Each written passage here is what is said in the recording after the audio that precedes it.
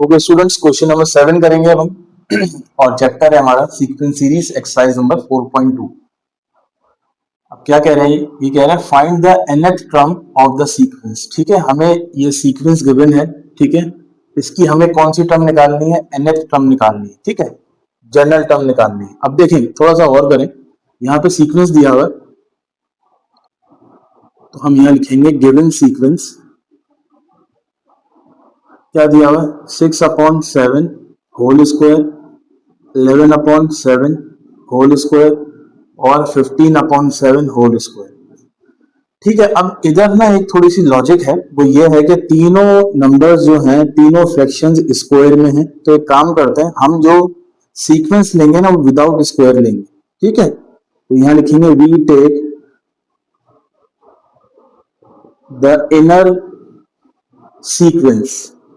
ठीक है, हम अंदर वाली सीक्वेंस लेंगे विदाउट स्क्वायर, फिर आखिर में स्क्वायर लगा देंगे। ठीक है, वो इसलिए क्योंकि यहाँ भी स्क्वायर कॉमन है, यहाँ भी कॉमन है, यहाँ भी कॉमन है।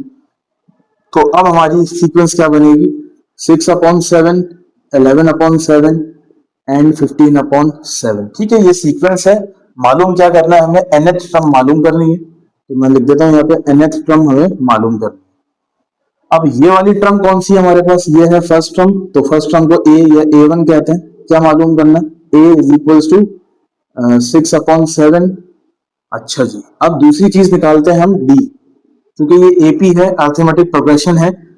तो डी कैसे निकाला जाता है? सेकंड टर्म में से फर्स्ट टर्म करते हैं आप माइनस। क्लियर हो गया? तो देखें डिनोमिनेटर तो सेम है 7/7, तो ये तो और आसान हो गया। तो आप भी 7 लिख देंगे और 11 में से 6 को माइनस कर देंगे, 5 आ गया।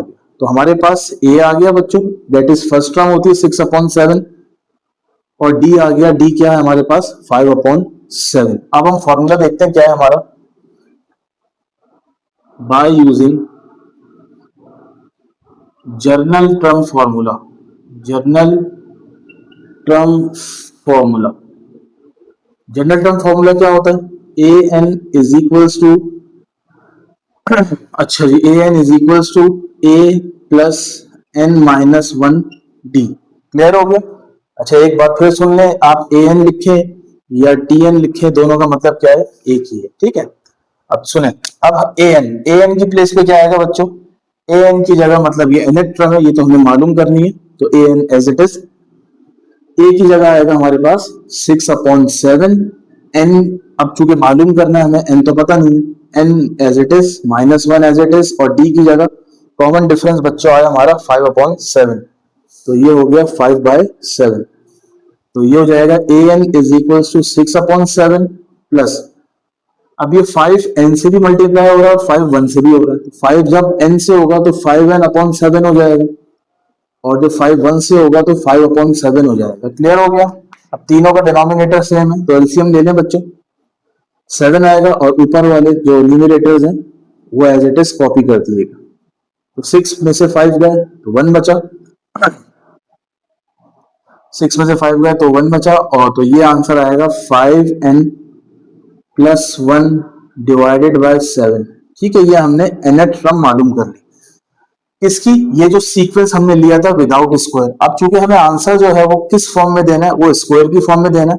तो यहां पर लगा दें दोनों तरफ स्क्वायर, दोनों तरफ का मतलब ऊपर भी और नीचे भी लगा दें। तो आप यहां लिख देंगे thus the nth term of the sequence is 5n+1/7 और होल स्क्वायर। ठीक है, आप इसका स्क्रीनशॉट ले लें बच्चों।